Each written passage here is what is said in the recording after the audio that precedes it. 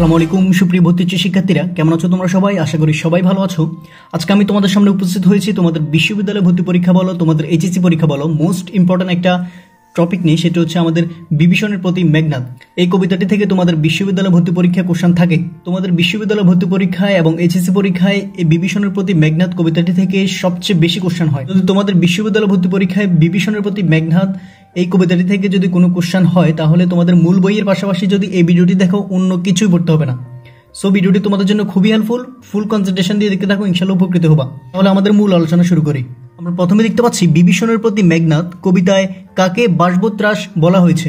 বিভীষণের প্রতি মেঘনাদ কবিতায় কাকে বাসবত্রাস বলা হয়েছিল? এটি আনসার কি হবে? এটি হচ্ছে মেঘনাদকে বাসবত্রাস বলা হয়েছিল। প্রসন্ন চরিত্রটি কোন রচনায় রয়েছে? এটি হচ্ছে বিড়াল রচনায় রয়েছে। এটা কিন্তু আমাদের বিড়াল থেকেই কোশ্চেনটা হয়েছিল। রাবণের মায়ের নাম কি? রাবণের মায়ের নাম নিচের কোনটি? এটার আনসার কি হবে? এটি হচ্ছে নিকষা। রাঘব শব্দটি দিয়ে কাকে ইঙ্গিত করা হয়েছে?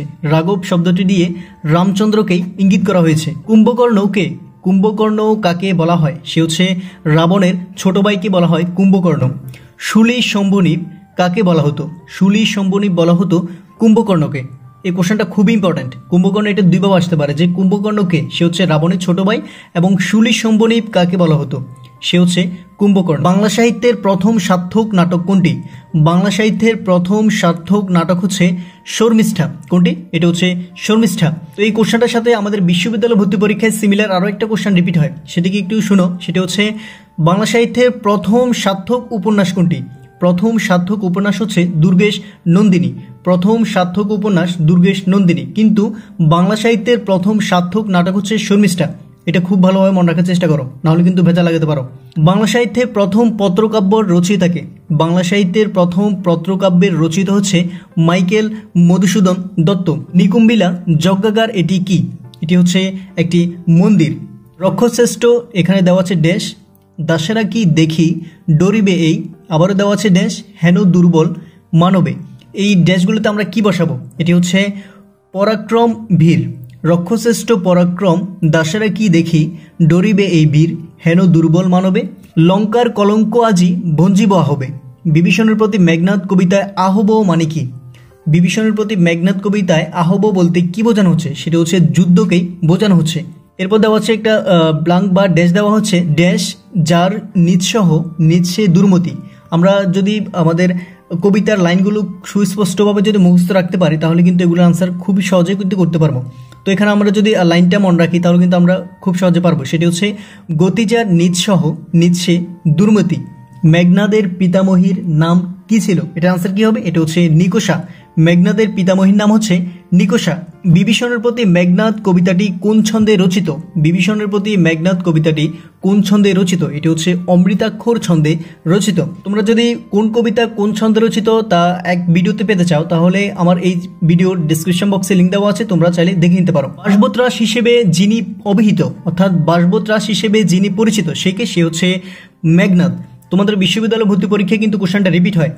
যেই ছন্দকে অবলম্বন করে মধুসূদন দত্ত অমৃতাক্ষর ছন্দ প্রবর্তন করে, এটি কোন ধরনের ছন্দকে তিনি অমৃতাক্ষর ছন্দে প্রবর্তন করেছিলেন? এটার আনসার কি হবে? এটি হচ্ছে পয়ার নামক ছন্দকে তিনি অমৃতাক্ষর ছন্দে প্রবর্তন করেন। বিভীষণের প্রতি মেঘনাদ কবিতাটি মেঘনাদ বধ কাব্যের কোন স্বর্গ থেকে গৃহীত বা কোন স্বর্গের উৎসর্গিত? এটা আনসার কি হবে? এটা হচ্ছে ষষ্ঠ স্বর্গ থেকে গৃহীত। পরদোষে কে চায় মজিতে উক্তিটি ছিল বিভীষণের। এতক্ষণে অরিন্দম কহিলা বিষাদে আলোচ্যে কবিতাংশের কোন জাতীয় অনুভব প্রাধান্য পেয়েছে, অর্থাৎ কোন ভাবকে প্রকাশ করেছে? এটা হচ্ছে বিপন্ন ও বিস্ময়কে প্রকাশ করেছে। মাইকেল মধুসূদন দত্ত রচিত পত্রকাব্য নিচের কোনটি? মাইকেল মধুসূদন দত্ত রচিত পত্রকাব্য হচ্ছে বীরাঙ্গনা। এই কোশ্চেনটা খুবই ইম্পর্টেন্ট। এটা হচ্ছে বীরাঙ্গনা। মেঘনাদ বধ কাব্যের কোন স্বর্গে লক্ষণের হাতে অন্যায় যুদ্ধে মৃত্যু ঘটে অসম সাহসী বীর মেঘনাদের? এটি কোন স্বর্গে মেঘনাদের মৃত্যুবরণ ঘটার কথা উল্লেখ রয়েছে? এটা আনসার কি হবে? এটা হচ্ছে ষষ্ঠ স্বর্গে মৃত্যুবরণ ঘটে, অর্থাৎ মেঘনাদের ষষ্ঠ স্বর্গেই মৃত্যুবরণ ঘটেছিল। সনেটের কয়টি অংশ, অর্থাৎ সনেটের কয়টি অংশ রয়েছে? তোমরা এই কোশ্চেনটার মধ্যে 100% ভুল করবা। এই কোশ্চেনটার আনসার হচ্ছে সনেটের মূলত দুইটি অংশ রয়েছে। তাহলে দুটি অংশগুলি কি? দুটি অংশ হচ্ছে, একটি হচ্ছে অষ্টক আর একটি হচ্ছে শতক, অর্থাৎ প্রথম অংশটি হচ্ছে অষ্টক, দ্বিতীয় অংশটি হচ্ছে শতক। এটা আনসার কি হবে? এটা হচ্ছে দুটি অংশ। এই কোশ্চেনটা কিন্তু বিশ্ববিদ্যালয় ভর্তি পরীক্ষায় রিপিট হয়। বাংলা সাহিত্যের প্রথম পত্রকাব্যের রচয়িতাকে? বাংলা সাহিত্যের প্রথম পত্রকাব্যের রচয়িতা হচ্ছে মাইকেল মধুসূদন দত্ত। আমরা একটু আগে এই কোশ্চেনটা রিপিট পেয়েছিলাম। কুম্ভিলক বৃত্তি কথাটির অর্থ কি? কুম্ভিলক বৃত্তি কথাটির অর্থ হচ্ছে চুরি করা। কুম্ভিলক বৃত্তি মানে কি? চুরি করা। নিজ গৃহপদ তাত দেখাও তস্করে, এখানে তস্কর, তস্কর কাকে বোঝানো হচ্ছে, অর্থাৎ তস্কর বলে কাকে ইঙ্গিত করা হচ্ছে? সে হচ্ছে লক্ষণ, লক্ষণকে তস্কর বলা হয়েছিল। নিকুম্বিলা যজ্ঞাগারে মেঘনাদ কোন দেবতার উদ্দেশ্যে পূজা নিবেদন করেছিলেন? তিনি কোন দেবতার উদ্দেশ্যে পূজা নিবেদন করতে গিয়েছিলেন? সে হচ্ছে অগ্নি দেবতার কাছে পূজা নিবেদন করতে গিয়েছিলেন।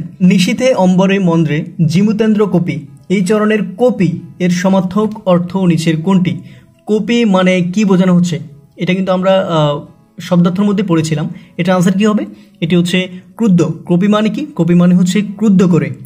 কণিকা রাজ্যের উল্লেখ রয়েছে ড্যাশ রচনায়, অর্থাৎ কণিকা রাজ্যের উল্লেখ রয়েছে কোন রচনায়? এটা আনসার কি হবে? এটা হচ্ছে বিভীষণের প্রতি মেঘনাদ কবিতাটিতে কণিকা রাজ্যের কথা উল্লেখ রয়েছিল। উত্তরীলা কাতরে রাবণী, এখানে রাবণী বলতে কাকে বুঝিয়েছেন, অর্থাৎ রাবণী বলতে কাকে বোঝানো হয়েছিল? এটার আনসার কি হবে? এটি হচ্ছে রাবণের পুত্র মেঘনাদকে বোঝানো হয়েছে, অর্থাৎ রাবণের পুত্র মেঘনাদকে বলা হয়েছে কি? রাবণী। মেঘনাদের ক্ষেত্রে প্রযোজ্য নয় নিচের কোনটি? মেঘনাদের ক্ষেত্রে প্রযোজ্য নয় নিচের কোনটি? অর্থাৎ মেঘনাদকে তো আমরা সবকিছু দিয়ে বিবেচনা করি, সাহসী বলো সব ক্ষেত্রেই। এটা আনসার কি হতে পারে? এটা হচ্ছে রাঘব। এখানে যদি আমাদের বলতো যে মেঘনাদের ক্ষেত্রে প্রযোজ্য কোনটা, মেঘনাদের ক্ষেত্রে প্রযোজ্য হচ্ছে রাবণী, বাসব বিজয়ী, ইন্দ্রজিৎ, এগুলো হচ্ছে মেঘনাদের ক্ষেত্রে প্রযোজ্য, অর্থাৎ মেঘনাদের ভালো দিকগুলো। ঠিক আছে। কোন কবির লেখায় রেনেসাঁসের প্রেরণার লক্ষ্য করা যায়, অর্থাৎ কোন কবির লেখায় রেনেসাঁর প্রেরণার লক্ষ্য করা গিয়েছিল? সেটি কি? সেটি হচ্ছে মাইকেল মধুসূদন দত্ত। চণ্ডালে বসাওয়ানি ড্যাশ আলোয়, অর্থাৎ চণ্ডালে বসাওয়ানি কি বোঝানো হচ্ছে এখানে? শূন্যস্থানে কোনটি বসবে? এটার কি হবে? এটা হচ্ছে রাজার আলোয়। চণ্ডালে বসাওয়ানি রাজার আলোয়। অরিন্দম শব্দটি দিয়ে কাকে ইঙ্গিত করা হচ্ছে? অর্থাৎ অরিন্দম শব্দটি আমাদের বিভীষণের প্রতি মেঘনাদ কবিতায় কাকে বহন করে, অর্থাৎ কাকে ইঙ্গিত করে? এটি হচ্ছে কে? সে হচ্ছে মেঘনাদকে।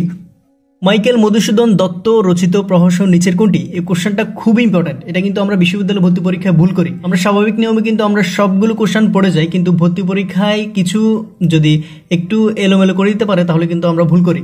যেমন এখানে এটা আনসার হচ্ছে বুড়ো শালিকের ঘাড়েরও। আমরা দেখতে পাচ্ছি আমাদের সব অপশানে কিন্তু প্রায় সিমিলার। কোনটা দেখাবো এই ক্ষেত্রে কিন্তু আমরা সবচেয়ে বেশি কনফিউশনে পড়বো।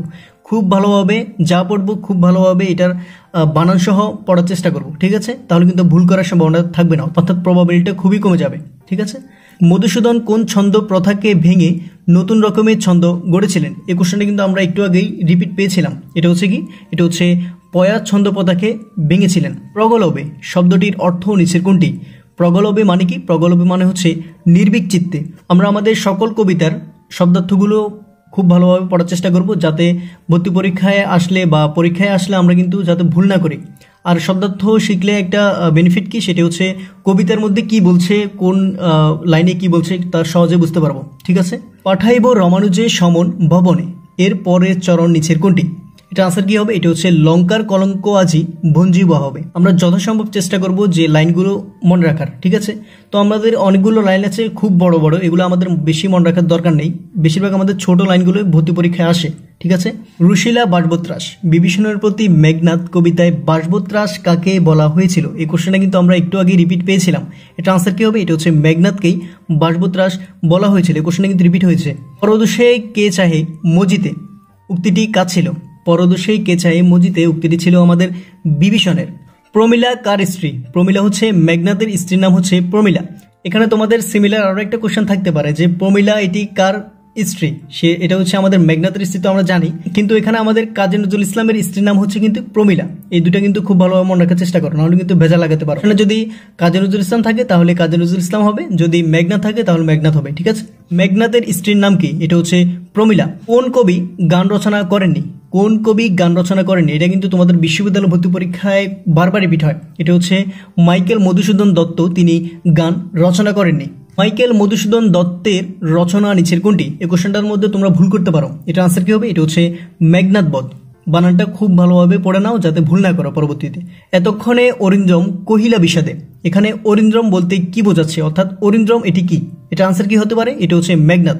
তোমরা সবসময় মনে রাখবা হচ্ছে কি অরিন্দ্রম মানে হচ্ছে শত্রুকে দমন করে, যে এখানে শত্রুকে দমন করে হচ্ছে কি সে হচ্ছে মেঘনাদ।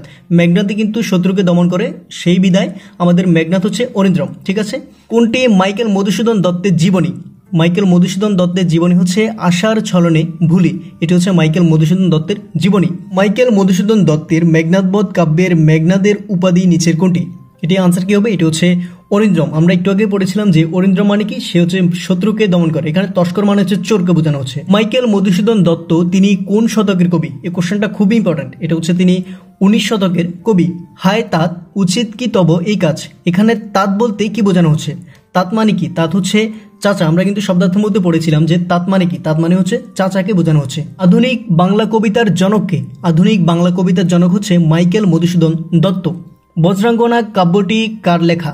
বজ্রাঙ্গনা কাব্যটি হচ্ছে মাইকেল মধুসূদন দত্তের লেখা। তো সুপ্রিয় ভর্তি শিক্ষার্থীরা, আজকে আমাদের আলোচনা এ পর্যন্তই। ভিডিওটিতে যদি আমি সবগুলো কোশ্চেন নিয়ে আলোচনা করি তাহলে তোমরা বোরিং হয়ে যাবে আর তোমাদের মনোযোগটা থাকবে না। তাই আমি পার্ট 2 তে আলোচনা করব। তো তোমাদের ভিডিওটি ভালো লেগেছে কিনা তা আমাকে একটু কমেন্ট বক্সে জানাও যে ভিডিওটি ভালো লেগেছে, আর পার্ট 2 চাই কিনা তা একটু কমেন্ট বক্সে জানাও যে আমাদের পার্ট 2 দরকার, তাহলে আমি দেওয়ার চেষ্টা করব। তো সবাইকে ভর্তি পরীক্ষার জন্য শুভকামনা রইল। সবাই ভালো থেকো। আসসালামু আলাইকুম।